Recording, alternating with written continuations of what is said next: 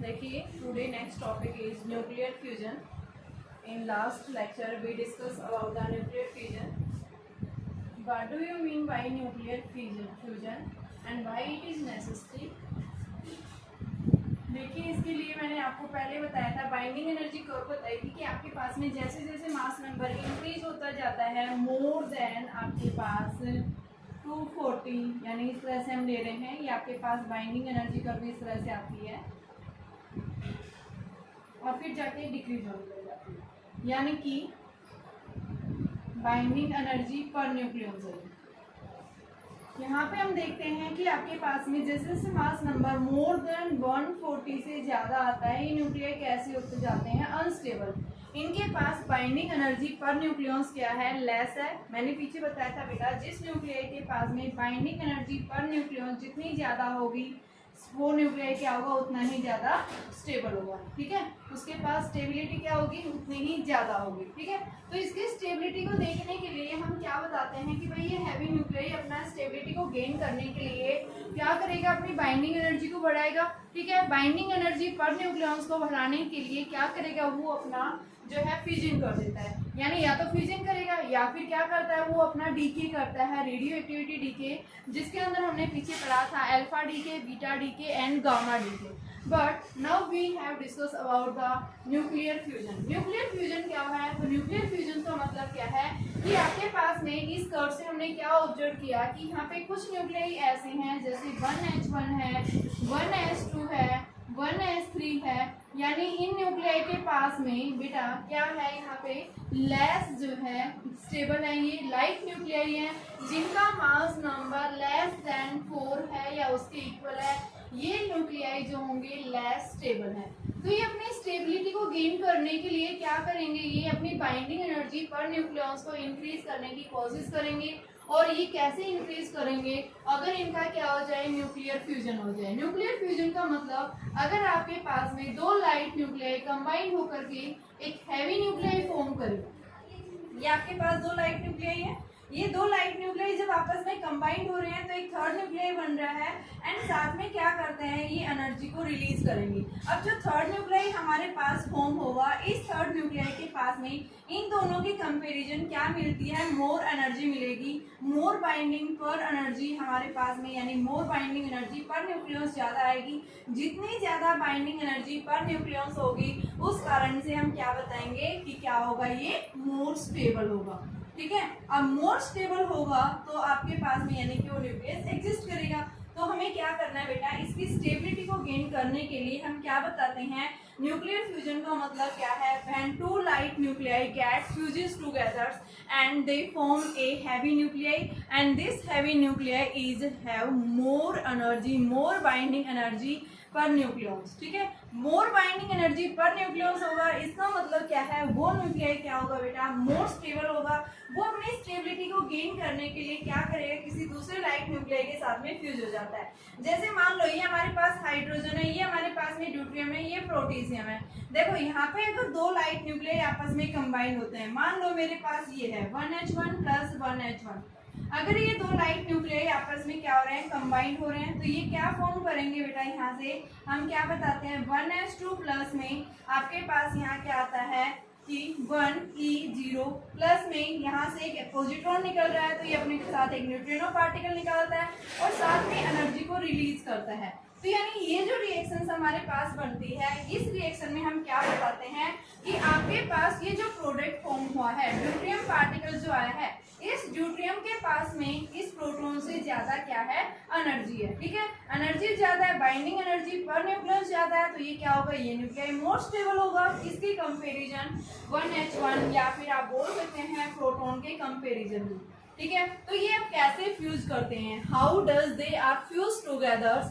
क्योंकि बेटा हम क्या बताते हैं कि आपके पास में हाइड्रोजन, ये प्रोटॉन भी एक पॉजिटिव चार्ज है, ये प्रोटॉन भी एक पॉजिटिव चार्ज है, और दो पॉजिटिव चार्जेस को आपस में कंबाइन करना क्या है बेटा, इम्पॉसिबल है. क्यों इम्पॉसिबल है, क्योंकि इनके बीच में भाई पॉजिटिव के बीच में क्या होगा, रिपल्सिव फोर्स होगा. तो यहाँ पे इनके बीच में भी क्या आ रहा है, एक लार्ज पॉजिटिव यानी एक लार्ज रिपल्सिव फोर्स एग्जर्ट हो रहा है, जिस कारण से आपस में कभी भी जो है फ्यूज नहीं हो पाएंगे. तो हमारे पास क्या मेथड है जिसको हम इसको फ्यूज कर दें, तो इसके फ्यूज करने के लिए हम क्या बताएंगे? सबसे पहले लेस स्टेबल क्यों होते हैं ये न्यूक्लियाई?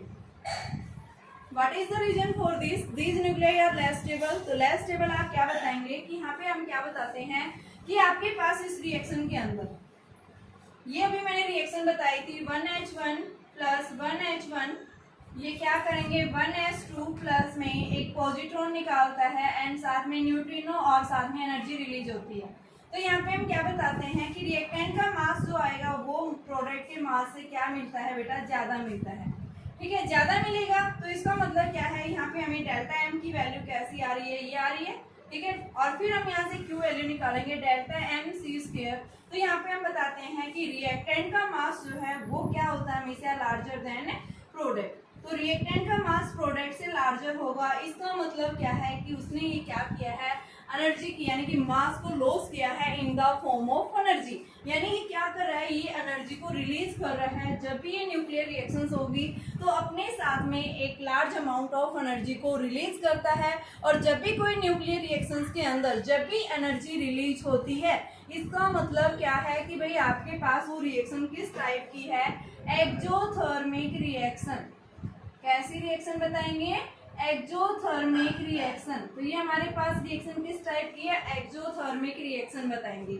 ओके, अब एक्सोथर्मिक रिएक्शन हमारी आ गई है। अब इसको हम क्या बोलते हैं? दूसरे रिएक्शन के नाम से भी जानते हैं, थर्मोन्यूक्लियर रिएक्शन। थर्मोन्यूक्लियर रिएक्शन क्यों बोलते हैं? अभी देखिए मेरे पास थर्मोन्यूक्लियर रिएक्शन का मतलब क्या है। तो देखिए ये तो हमने बात की है सबसे पहले कि न्यूक्लियर फ्यूजन क्यों होता है, क्या रीजन है भाई, क्यों हमें इसकी जरूरत पड़ी। तो ये क्या बताएंगे? लाइट न्यूक्लियाई अपनी स्टेबिलिटी को गेन करने के लिए, दो लाइट न्यूक्लियाई जब आपस में कंबाइंड हो जाते हैं, आपस में गैदरिंग हो जाती है, एक हैवी न्यूक्लियाई फॉर्म होता है। और जो ये हैवी न्यूक्लियाई बनेगा ये क्या होगा? मोर स्टेबल होगा। किसके कंपेरिजन? टू लाइट न्यूक्लियाई के कंपेरिजन। ओके, और हम क्या बताते हैं? न्यूक्लियर फ्यूजन जो है वो हमारे पास में कैसी रिएक्शन है? एक्सोथर्मिक रिएक्शन है। ये एक्सोथर्मिक क्यों है? क्योंकि ये क्या कर रहा है? लार्ज अमाउंट ऑफ एनर्जी को रिलीज कर रहा है। अब बेटा मेरे पास में आता है कि भाई जब आप क्या कर रहे हैं, दो प्रोटॉन्स को ले रहे हैं और उनको आपस में फ्यूज कर रहे हैं, तो क्या ये दो प्रोटॉन्स आपस में फ्यूज हो जाएंगे? क्या इतना इजी वे में ये फ्यूज हो जाएंगे? तो अब आप बताएंगे नहीं, ऐसा नहीं हो सकता। क्यों नहीं हो सकता? क्योंकि यहाँ पे आपके पास में दो प्रोटॉन्स हैं। प्रोटॉन्स के ऊपर चार्ज जो होता है वो कैसा होता है? पॉजिटिव चार्ज होता है। और दो पॉजिटिव यानी कि दो न्यूक्लियाई के बीच में जब कैसा चार्ज है? पॉजिटिव चार्ज रखा है, तो बेटा इनको फ्यूज करना इम्पॉसिबल है। क्यों? क्योंकि इनके बीच में एक लार्ज रिपल्सिव फोर्स एक्सर्ट हो रहा है। जब लार्ज रिपल्सिव फोर्स एक्सर्ट हो रहा है फिर आप इनको कैसे फ्यूज करेंगे? तो इनको फ्यूज करने के लिए हम क्या करेंगे? ये न्यूक्लियाई हमारा एज इट इज है। इस न्यूक्लियाई के ऊपर मैं क्या करूं? अगर बाहर से फोर्स अप्लाई कर दूं, बाहर से एक्सटर्नल मैंने फोर्स इस तरह से अप्लाई किया कि जिसके कारण ये न्यूक्लियाई इस दूसरे न्यूक्लियाई की तरफ मूव करने लग गया। हमने बाहर से इतना फोर्स अप्लाई किया कि ये जो न्यूक्लियाई है, फर्स्ट न्यूक्लियाई दूसरे न्यूक्लियाई के पास में एक ऐसी पर्टिकुलर डिस्टेंस पे आ जाता है कि इनके बीच में ये जो डिस्टेंस है कि हम बाहर से जो फोर्स अप्लाई कर रहे हैं वो फोर्स क्या कर सके? इस रिपल्सिव फोर्स को ओवरकम कर सके। ठीक है, क्या कर सके? Overcome. We have to apply some external force on the nuclei so that it overcomes the repulsive force. जैसे ही आपने इस रिपल्सिव फोर्स को ओवरकम कर दिया, then what will be happen? तो आप क्या बताएंगे बेटा कि इन दोनों के बीच में एक क्या आ जाएगा? Nuclear force. न्यूक्लियर फोर्स बताते हैं कि जैसे जैसे इनके बीच की डिस्टेंस बढ़ती जाती है तो इनके बीच में एक पर्टिकुलर डिस्टेंस पे 10⁻⁻15 मीटर की डिस्टेंस के ऊपर इन दोनों न्यूक्लियस के बीच में कौन सा फोर्स एक्सर्ट हो जाएगा? कौन सा फोर्स प्रोड्यूस हो जाएगा? एक nuclear force. And nuclear force is the strongest force in nature. Nature के अंदर जो सबसे ज्यादा स्ट्रॉन्गेस्ट नेचर फोर्स होता है कौन सा है बेटा? Strong nuclear force. तो इन दोनों के बीच में क्या हो जाएगा? दोनों न्यूक्लियाई के बीच में ये स्ट्रॉन्ग न्यूक्लियर फोर्स आ जाएगा। ये स्ट्रॉन्ग न्यूक्लियर फोर्स जो है इस रिपल्सिव फोर्स से भी मोर स्ट्रॉन्ग है। तो ये क्या हो जाएंगे? अब स्ट्रॉन्ग न्यूक्लियर फोर्स आ गए तो अब क्या होगा? ये न्यूक्लियर फोर्स दोनों न्यूक्लियाई का क्या कर देगा? कंबाइन कर देगा, बाउंड कर देगा। तो जिसके कारण अब ये दोनों न्यूक्लियाई क्या हो जाएंगे? बाउंड हो जाएंगे और क्या फॉर्म करेंगे? एक third nuclei heavy nuclei form करेंगे, ठीक है। और ये थर्ड न्यूक्लियाई जो होगा ये क्या होगा, इन दोनों न्यूक्लियाई के कंपैरिजन मोर स्टेबल होगा, ठीक है। मोर स्टेबल किस कारण से हुआ, क्योंकि ये क्या कर दिया बेटा, इसकी बाइंडिंग एनर्जी पर न्यूक्लियस जो है वो इंक्रीज हो गई है as comparison to these nuclei, ठीक है। तो ये हम क्या बताएंगे, इस तरह से फ्यूजन होता है। दूसरा मेथड हम ये भी बता रहे हैं, भाई आपने फोर्स अप्लाई किया, फोर्स अप्लाई कर रहे हैं, न्यूक्लियस क्या कर रहा है, मूव कर रहा है, मूव करेगा तो क्या होगा, इसके कारण कुछ वर्क डन होगा। जब भी कोई बॉडी एक पॉइंट से दूसरे पॉइंट की तरफ डिस्प्लेस होती है तो इसका मतलब क्या है, वहां वर्क डन हो रहा है। वर्क डन किस फॉर्म में हो रहा है, एनर्जी की फॉर्म में। किस टाइप की एनर्जी की फॉर्म में, काइनेटिक एनर्जी, क्योंकि क्या करने लग गया, न्यूक्लियस को मूव करने लग गया। भाई इसकी स्पीड चेंज होगी, अगर स्पीड बढ़ेगी न्यूक्लियस की तो उसके कारण क्या होगा, मॉलिक्यूल्स भी वाइब्रेट करेंगे, टेम्परेचर बढ़ेगा। जितना ज्यादा काइनेटिक एनर्जी, जितना ज्यादा फोर्स लगाएंगे एनर्जी बढ़ेगी, जितनी एनर्जी बढ़ेगी उतनी ही क्या होगी, इनकी काइनेटिक एनर्जी इंक्रीज होगी। काइनेटिक एनर्जी इंक्रीज होगी तो मॉलिक्यूल्स के बीच में क्या हो जाएगा बेटा, यहाँ पे इंटरमॉलिक्यूलर डिस्टेंस जो है वो भी क्या हो जाती है, रिड्यूस होती जाती है and temperature will be rise. Temperature क्या होगा, बढ़ता जाएगा। अब एक पर्टिकुलर टेम्परेचर यानी कि जाने के बाद में ये क्या हो जाएंगे दोनों न्यूक्लियाई, यानी टेम्परेचर इतनी ज्यादा हो गया 10⁹ केल्विन के आसपास हम बताते हैं कि टेम्परेचर यहाँ पे इतना ज्यादा हाई हो गया कि ये न्यूक्लियाई क्या हो जाते हैं, मेल्ट हो जाते हैं। और मेल्ट होने के बाद में फिर ये दोनों क्या हो जाते हैं, कंबाइंड हो जाएंगे। क्यों होंगे, क्योंकि काइनेटिक एनर्जी बढ़ने पर मॉलिक्यूल्स क्या करते हैं, उतनी तेजी से वाइब्रेट करेंगे, इतनी तेजी से उनकी स्पीड बढ़ेगी। जितनी तेजी से स्पीड बढ़ेगी टेम्परेचर भी उतना ही ज्यादा इंक्रीज होगा। टेम्परेचर बढ़ेगा तो क्या हो जाएंगे, न्यूक्लियस जो है ये मेल्ट हो जाएंगे। मेल्ट होने के बाद में क्या हो जाएंगे, ये दोनों इसमें आ जाएंगे बेटा, फ्यूज हो जाएंगे, ठीक है। और फ्यूज होने के बाद में क्या करते हैं, एक हैवी न्यूक्लियाई फॉर्म करेंगे, जिसको हम क्या बोल रहे हैं, क्या है ये, न्यूक्लियर फ्यूजन की रिएक्शन है ये, ठीक है। तो न्यूक्लियर फ्यूजन के अंदर हम क्या बताते हैं, what is the necessary conditions for the nuclear fusion. तो न्यूक्लियर फ्यूजन के लिए हम क्या बताते हैं, प्रेशर कैसा होना चाहिए, हाई होना चाहिए, हाई प्रेशर। हाई प्रेशर लगभग अप्रोक्सीमेट 10⁶ एटमॉस्फेयर के इक्वल होना चाहिए। दूसरा हम क्या बता रहे हैं, हाई टेम्परेचर होना चाहिए। हाई टेम्परेचर मीन्स कितना टेम्परेचर होना चाहिए, 10⁷ to 9 टेम्परेचर क्या होना चाहिए, केल्विन की फॉर्म में, ठीक है बेटा। High temperature, high pressure and साथ में जो है मॉलिक्यूल्स क्या होंगे, स्पीड जितनी ज्यादा इंक्रीज होगी इनकी क्या होगा, स्पीड बढ़ेगी। टेम्परेचर इंक्रीज हुआ, टेम्परेचर इंक्रीज हुआ तो लगभग ये अप्रोक्सीमेट टेम्परेचर कितना आ जाता है, 10⁹ के आसपास। तो जिस पे क्या हो जाता है, ये न्यूक्लियर फ्यूजन टेक्स प्लेस हो जाता है। अब हमारे पास बात आती है कि क्या इतना टेम्परेचर अर्थ के सरफेस पे पॉसिबल है। How does this temperature is possible on the surface of earth. तो आपका आंसर होगा नो। तो क्यों ऐसा नहीं है, तो यहाँ पे बताया गया है कि इतना टेम्परेचर हम तभी क्रिएट कर सकते हैं जब भी क्या है, कोई भी हाइड्रोजन बम जो है जिसका क्या हो रहा है, एक्सप्लोजन हुआ है। हाइड्रोजन बम जब भी एक्सप्लोजन होगा तो उस केस में लार्ज अमाउंट ऑफ एनर्जी बढ़ेगी, large amount of energy produce होगी, तो उसके कारण टेम्परेचर भी क्या हो जाता है, इंक्रीज हो जाता है, ठीक है। लेकिन उसके क्या है, हार्मफुल इफेक्ट्स हैं, तो ऐसा हम कर नहीं सकते। तो इसके लिए फिर हम कहाँ करेंगे न्यूक्लियर फ्यूजन, तो हम क्या बताएंगे, अर्थ के सरफेस पे न्यूक्लियर फ्यूजन पॉसिबल नहीं है।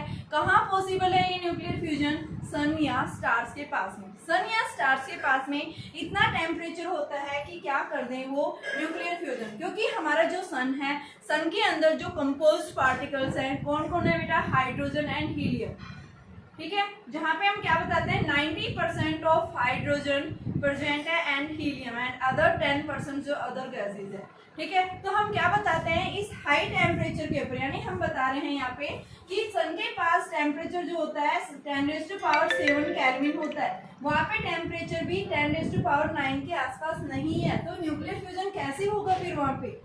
तो देखिए मैक्सवेल्स की जो थ्योरी थी, मैक्सवेल्स की थ्योरी के अंदर क्या बताया कि अलग अलग नंबर ऑफ मॉलिक्यूल्स, देखो बेटा सन के पास में हम क्या बताते हैं, लार्ज नंबर ऑफ क्या है, पार्टिकल्स हैं, ठीक है। तो यहाँ पे मैक्सवेल्स डिस्ट्रीब्यूशन कर्व देखी गई, एनर्जी एंड इस साइड क्या है, नंबर ऑफ मॉलिक्यूल्स।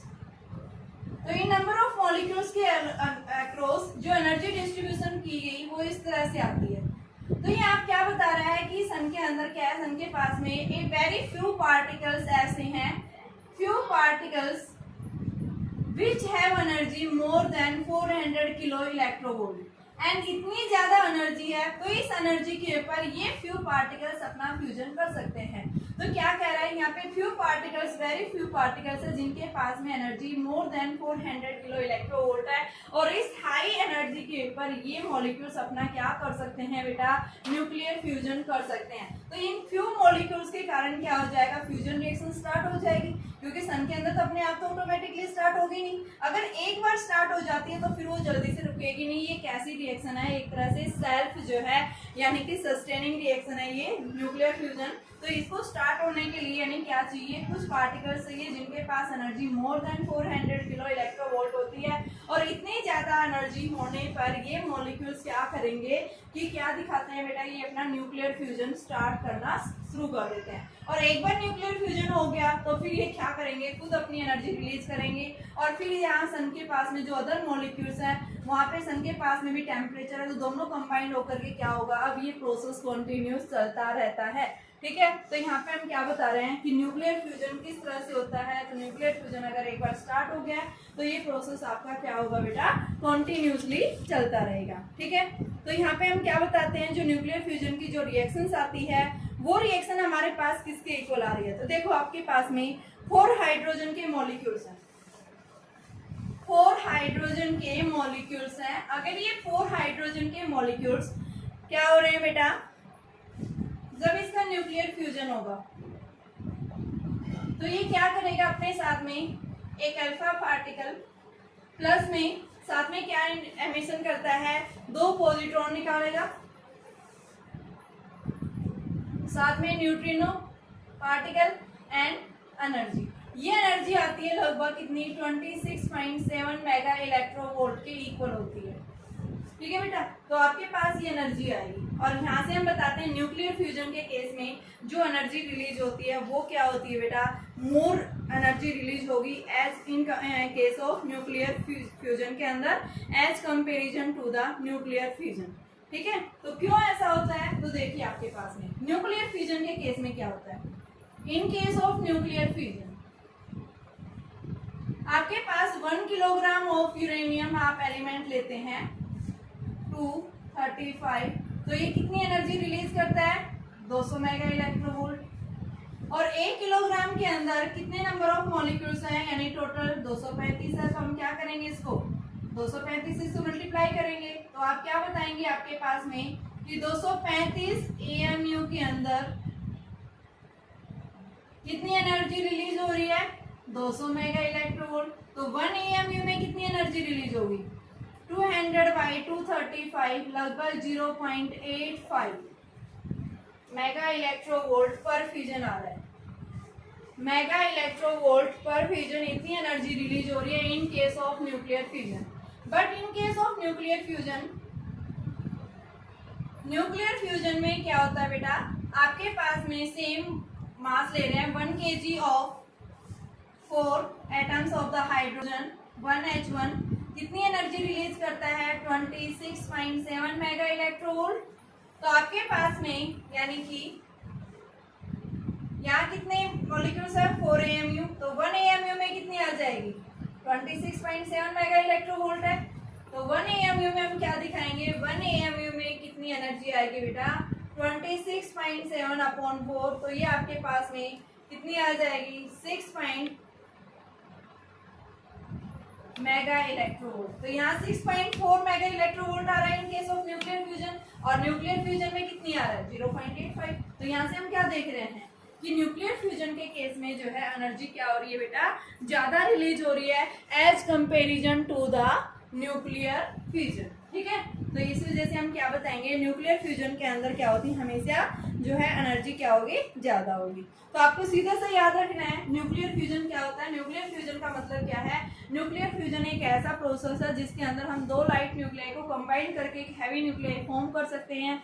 ये क्यों करते हैं, तो यहाँ पे हम बताएंगे कि कोई भी न्यूक्लियाई अपनी स्टेबिलिटी को इंक्रीज करने के लिए क्या होगा, 2 लाइट न्यूक्लियाई आपस में कंबाइन होकर के क्या फॉर्म करेंगे, एक हैवी न्यूक्लियाई फॉर्म करेंगे, और इस हैवी न्यूक्लियाई के पास बेटा जो एनर्जी आएगी वो क्या होगी, लार्जर होगी। ठीक है, लार्जर एनर्जी होगी यानी मोर स्टेबल होगा। दूसरा, न्यूक्लियर फ्यूजन को हम कैसे एक्सप्रेस करते हैं। तो न्यूक्लियर फ्यूजन के लिए हम बताते हैं कि कहाँ पे टेक्स प्लेस होती है, सन या फिर आपके पास स्टार्स के अंदर जो है ये पॉसिबल है। ठीक है, इसके लिए क्या चाहिए, नेसेसिटी कंडीशंस क्या होनी चाहिए भाई, हाई टेम्परेचर होना चाहिए, हाई प्रेशर होना चाहिए। ठीक है, हाई प्रेशर के ऊपर क्या होती है, प्रोबेबिलिटी होती है कि ये क्या करते हैं कि इनकी फ्यूजन होने की टेंडेंसी इंक्रीज हो जाती है। इस वजह से हम क्या बताते हैं, प्रेशर भी क्या होना चाहिए, हाई होना चाहिए, और टेम्परेचर भी कितना होना चाहिए, हाई होना चाहिए। ठीक है, और यहाँ पे हम बताते हैं कि आपके पास में जब भी ये थर्मोन्यूक्लियर रिएक्शंस होती हैं तो इस केस के अंदर हम क्या बताते हैं कि एनर्जी जो होगी वो मोर रिलीज होगी as comparison to the nuclear fusion. अब नेक्स्ट बात करते हैं कि क्या सन के एटमॉस्फेयर पे न्यूक्लियर फ्यूजन पॉसिबल है। तो आप क्या बताएंगे, नहीं, ऐसा नहीं हो सकता। क्यों नहीं होता, क्योंकि सन के पास में हैवियर न्यूक्लियाई नहीं है। वहाँ पे जो सन के एटमॉस्फेयर पे जो मॉलिक्यूल्स प्रेजेंट है वो कौन से हैं, लाइट न्यूक्लियाई। कौन कौन से लाइट न्यूक्लियाई हो सकते हैं भाई, आपके पास वहाँ क्या बताएंगे, या तो हाइड्रोजन है या हीलियम है। न्यूक्लियर फिजन किसके लिए होता है, हैवी न्यूक्लियाई क्या करता है न्यूक्लियर फिजन, जैसे यूरेनियम। ठीक है, तो क्या सन के एटमॉस्फेयर पे यूरेनियम प्रेजेंट है, तो आपका आंसर होगा नहीं। तो यूरेनियम नहीं है यानी हैवी न्यूक्लियाई नहीं है, तो वहाँ पे हम क्या बताएंगे, सन के एटमॉस्फेयर पे न्यूक्लियर फ्यूजन नहीं होता। क्या पॉसिबल है, ओनली न्यूक्लियर फ्यूजन पॉसिबल है। ठीक है बेटा।